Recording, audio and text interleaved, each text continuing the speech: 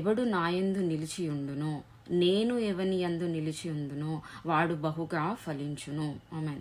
ఏంటి ఇక్కడ అందరు ఫలించరు. Okay, it's not for everybody. Blessing is not for everybody. బహుగా ఫలించడం అది కూడా. ఓకే, అది ఎవరికి పాసిబుల్ అంటే ఎప్పుడైతే దేవుడు అంటే మనం దేవునిలో ఉండి దేవుని వాక్యమే దేవుడై ఉన్నాడు కాబట్టి ఆ వాక్యాన్ని మనలో ఉన్నప్పుడు మనం బహుగా ఫలిస్తామంట. ఓకే, ఆయనను దూరంగా పెట్టి మనం ఏది సాధించలేము.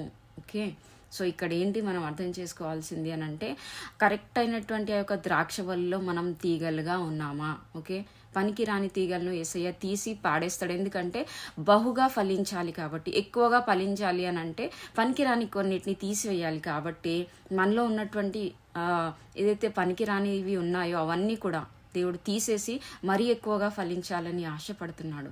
మనం ఆయనలో ఉన్నామా లేదా, ఆయన వాక్యం మన